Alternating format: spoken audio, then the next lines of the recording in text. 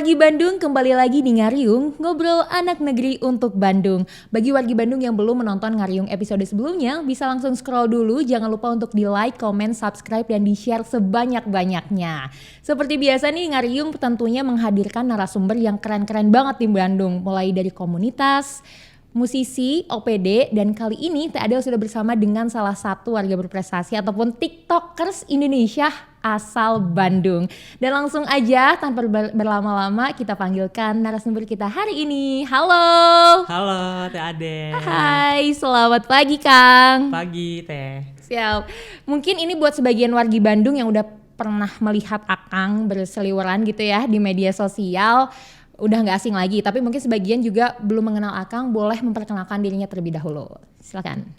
Jadi, halo semuanya wargi Bandung, kenalin aku Sultan Arabella, aku adalah seorang content creator di TikTok khususnya dan juga di Instagram. Aku juga sering bikin konten mengenai relationship tips, advice, dan hal-hal yang berbau relationship yang lain. Oke, jadi ini Kang Sultan ini bikin konten-konten yang memang disenangi sama remaja dan milenial Bandung khususnya mungkin ya Kang ya? Iya betul banget Kak. Oke, Kang Sultan, as a content creator, sekarang kesibukannya apa nih Kang? Kesibukan aku sehari-hari sih ya bikin konten tentunya ya, karena kan aku seorang content creator. Terus aku juga bikin plan juga untuk konten aku ke depannya. Terus aku juga bikin plan konten untuk brand yang masuk juga. Gitu-gitu aja sih setiap harinya. Oke, Kang Sultan, mungkin nih wargi Bandung juga penasaran, Kang Sultan ini masih kuliah atau masih sekolah bahkan? Kebetulan aku baru aja lulus sih, jadi bisa dibilang fresh graduate lah ya. Oh, fresh graduate. Oke. Kang Sultan, content creator kan ini merupakan salah satu bisa dibilang sebagai profesi buat anak zaman sekarang ya, buat milenial ataupun Gen Z zaman sekarang. Nah, Kang Sultan sendiri nih, kapan sih mulainya menjadi seorang content creator dan gimana awal mulanya gitu, Kang? Jadi kalau aku ceritain dari awal tuh, awalnya aku mulai di tahun 2020 kali ya. Jadi awalnya tuh pas bulan, kalau nggak salah pas bulan Februari, itu tuh sebenarnya sepupu aku sih yang mengenalkan aku sama platform TikTok gitu. Jadi sepupu aku tiba-tiba datang ke aku karena kita kan lagi ngumpul nih ceritanya di rumah nenek gitu kan. Terus dia datang, abis itu dia kayak ngasih tahu nih, ini ada TikTok tahu, ini seru banget, bisa ya pokoknya ada sound, terus kita bikin video joget-joget sama teman gitu kan. Nah di situ aku kayak kurang tertarik awalnya, jujur aku kurang tertarik karena kayak ngapain sih gitu kan, kayak joget-joget gak jelas gitu ngapain. Tapi dia ngajak aku kan untuk bikin si video joget-joget itu. Akhirnya ya udah aku bikin kayak sama dia kan, ternyata iya seru gitu kan. Terus ternyata aku lihat orang lain tuh naiknya cepet gitu loh di TikTok. Jadi kayak aku lihat, ini platform tuh baru banget karena beda banget sama platform lain kan. Kayak homepage-nya aja tuh langsung for you page gitu-gitu kan. Jadi awalnya aku nggak ngerti bahkan gitu kan. Aku nggak ngerti sama mekanisme si platformnya sendiri. Nah akhirnya aku coba yang awalnya kayak joget-joget gak jelas juga gitu kan. Terus kayak ngikutin tren segala macam sampai di mana aku inget banget bulan Mei kalau nggak salah ya. Bulan Mei itu pertama kali aku bikin konten yang berbau relationship dan ternyata itu naik. Tapi memang nggak naik yang langsung berapa juta atau kayak berapa ratus ribu views gitu, nggak kayak gitu. Cuman kayak 10.000. Itu kan pas awal-awal udah seneng banget kan. Kayak betul. Waktu itu followers aku juga masih 10 kayaknya, masih sedikit banget pokoknya. Terus tiba-tiba dapat views yang segitu banyak. Akhirnya kayak seneng nih, akhirnya dilanjut terus lama-lama ketemu deh gitu niche-nya apa dan kayak apa sih yang orang-orang suka dari aku gitu, maksudnya dari konten aku tuh apa. Terus akhirnya ya udah dilanjut dari bulan Mei 2020 itu sampai sekarang.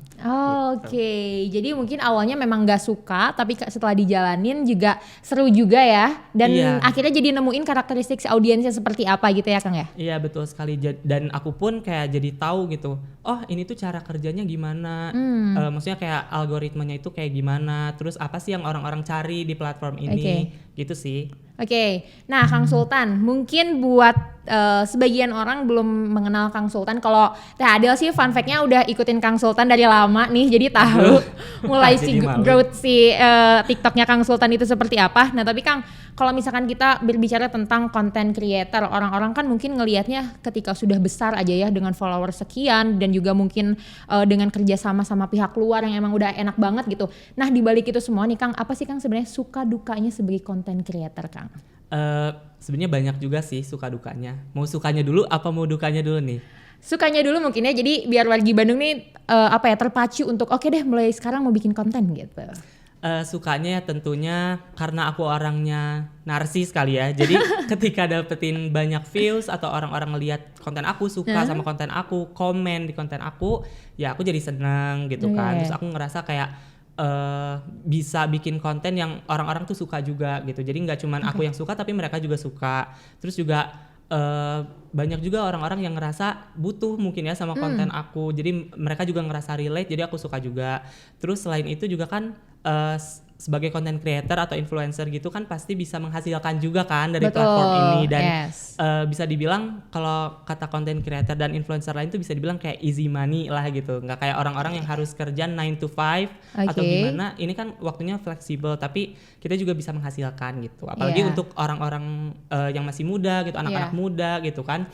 Menurut aku cocok banget sih untuk jadi content creator atau jadi influencer gitu, karena ya cukup bisa menghasilkan. Terus kan kita juga bisa dikenal sama banyak orang juga, muka kita juga bisa dilihat sama bahkan jutaan orang gitu kan.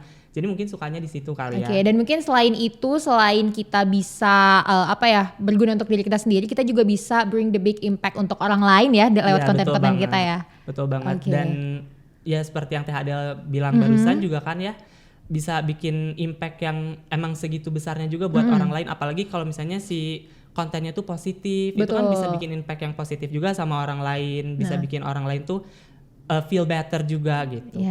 Nah kalau dukanya nih apa? Dukanya sebenarnya nggak banyak sih, karena mungkin aku suka dan juga aku kayak interest banget sama pekerjaan ini dan juga sama hal-hal yang berbau entertainment kali ya. Jadi mungkin dukanya tuh kita kan karena kita dilihat sama banyak orang, kita terekspos gitu kan. Jadi mungkin banyak orang yang kayak ngelihat diri kita tuh sedetail itu. Misalnya aku waktu itu bikin konten apa, mereka suka out of topic aja gitu. Ada aja netizen yang kayak komen gak sesuai sama topik yang aku omongin gitu. Terus sekalinya aku bikin konten yang gak sesuai sama mereka, mereka bisa nyerang aku seenaknya. Mereka bisa komen seenaknya. Kayak mungkin mereka gak setuju sama apa yang aku omongin atau aku bilang, jadi mereka langsung nyerang gitu aja. Padahal mungkin mereka cuma ngelihat selewat dan mereka juga komen cuma selewat aja, tapi itu bisa bikin impact yang lumayan besar untuk akunya gitu. Betul. Nah kan kalau misalkan kita ngomongin soal komentar dari warga 62 nih, itu kan udah nggak ada habisnya ya kayaknya. Entah itu yang positif, mendukung ataupun juga yang negatif ini. Nah sebagai Kak Sultan sendiri nih, gimana sih caranya menghandle omongan-omongan ataupun komentar negatif menjadi omongan positif lah buat Kang Sultan gitu? Kalau aku sih sebenarnya simpel aja ya, aku nggak pernah bacain satu-satu juga. Kalau misalnya kebaca yang negatifnya gitu, aku langsung scroll aja, langsung kayak oh ya udah, kayak ya udah. Mereka juga komen, abis komen mereka pergi dan mereka juga nggak nginget-nginget aku lagi. Ngapain aku harus inget-inget komen itu juga gitu kan? Jadi aku sih sebenarnya nggak terlalu ambil pusing, cuman terkadang kan aku juga masih manusia ya, walaupun aku content creator, walaupun aku influencer, tapi tetap aja komen negatif itu kadang masih suka bikin aku baper juga sih. Cuman ya udahlah gitu. Kita juga nggak bisa atur omongan orang lain, kita juga nggak bisa atur pemikiran orang lain. Jadi yang aku bisa tanemin di diri aku adalah ya kita semua tuh punya pemikiran yang berbeda gitu setiap orangnya. Jadi nggak mungkin semua orang bisa setuju sama aku juga gitu. Ya, dan yang paling penting ketika kita dapat ujaran negatif gitu, yang penting kitanya bisa menjadi lebih baik ya Kang. Iya, betul banget. Oke, nah di platform ini kan salah satu digitalisasi, terutama di Kota Bandung nih udah mulai dunia digitalnya udah semakin maju nih Kang. Nah, Akang sendiri sebagai content creator, gimana sih ketertarikan Akang di dunia digital? Apakah akan berhenti jadi content creator ataupun nanti nextnya akan lebih mengembangkan lagi nih Kang? Kalau aku sendiri sih jujur aja ya, kalau aku tuh suka banget sama industri kreatif, entertainment, terus media digital gitu-gitu. Jadi mungkin kalau aku akan terus mengembangkan sih, karena memang aku ngerasa this is my passion dan this is my world gitu. Kayak benar-benar aku suka banget gitu di dunia seperti ini gitu, di media digital, content creating gitu-gitu aku suka banget. Jadi aku ngerasa aku harus terus-terusan berkembang dan aku nggak bisa berhenti di sini. Mengingat kan aku juga punya banyak audiens, aku juga punya followers yang ya lumayan lah ya gitu. Jadi aku nggak akan mungkin untuk berhenti di sini aja sih, pasti akan aku terus kembangin gitu. Nah mungkin ini buat wargi Bandung yang nonton juga nih Kang. Nah untuk memulai sebagai content creator kan kebanyakan ya dari setiap content creator ini awalnya coba-coba gitu, tapi semakin sini kan semakin berkembang. Nah, strategi ataupun cara Kang Sultan membranding diri Kang Sultan di hadapan netizen tuh seperti apa nih Kang? Aku sendiri sih membranding diri aku ya cukup dengan diri aku sendiri aja sih. Aku jadi diri aku sendiri karena aku yakin setiap orang tuh punya keunikan masing-masing dan setiap orang tuh punya karakteristik yang berbeda. Jadi aku ngerasa kalau ya aku nggak ngebuat-buat diri aku juga sih. Jadi aku nge-branding diri aku sesuai sama diri aku sendiri dan apa yang aku suka sih. Dan aku juga ngelihat kalau audiens aku pun menerima aku apa adanya. Jadi aku ngerasa ya udah aku harus jadi diri aku sendiri. Dan kalau misalnya aku lihat orang lain, aku cukup kayak oh ya udah dia punya branding yang berbeda sama aku diri aku sendiri, orang lain ya orang lain. Jadi aku ngerasa aku harus bisa jadi diri aku sendiri sih sampai kapanpun, karena kalau misalnya aku jadi orang lain aku akan susah nantinya gitu dan aku akan ngerasa gak nyaman juga. Jadi aku akan terus susah menjadi diri aku sendiri aja sih. Oke. Nih tadi tuh di awal juga kan Kang Sultan sempat bilang kalau misalkan jadi content creator nih harus bisa mengikuti tren ataupun zaman juga ya Kang ya. Nah kalau Kang Sultan sendiri dalam membuat konten plan gitu Kang, biasanya apa sih yang menginspirasi Kang Sultan ketika mau bikin salah satu konten gitu? Nah biasanya sih kalau aku bikin konten gitu, aku tuh ngelihat dulu nih masalahnya apa, masalah yang sering orang-orang lagi rasain gitu sekarang ini. Apalagi kan sekarang anak-anak muda banyak banget yang ngerasa kayak punya masalah di bidang relationship gitu-gitu kan. Jadi aku ngelihat dulu nih masalahnya apa, baru aku bikin konten yang sesuai gitu. Jadi sebenarnya aku juga awalnya nggak terlalu gimana-gimana sih sama konten relationship ini. Cuman begitu aku bikin kan naik tuh. Jadi aku ngerasa orang-orang tuh oh orang-orang suka nih sama apa yang aku omongin, apa yang aku bilang gitu kan. Dan aku ngerasa orang-orang tuh lebih relate sama hal yang kayak gini gitu. Jadi aku ya udah lihat aja dari orang lain yang punya masalahnya seperti apa. Jadi aku bikin kontennya juga sesuai sama masalahnya mereka gitu. Oke. Nah ini for your information aja, Kang Sultan nih salah satu TikTokers Indonesia, followersnya sekarang udah lebih dari 480.000 ya Kang ya. 460.000, hampir 500.000 followers ya Kang ya. Nah jadi mungkin yang tadi aku tangkap dari Kang Sultan, kan Kang Sultan ini fokusnya bahas tentang relationship ya. Iya, betul banget. Nah jadi mungkin bisa jadi inspirasi juga buat wargi Bandung yang mau memulai. Nah kalau jadi content creator tuh kita juga nggak perlu terlalu musingin pengen bikin konten apa ya Kang ya, karena nanti malah jadi nggak jadi. Iya, nah mungkin as simple as kamu ada punya pengalaman apa ya sharing, ketika orang lain suka dengan pengalaman kamu itu jadi relate ya Kang ya. Iya betul banget. Jadi kalau menurut aku sih bener sih Teh, jadi nggak usah terlalu banyak musingin mau bikin konten apa segala macam.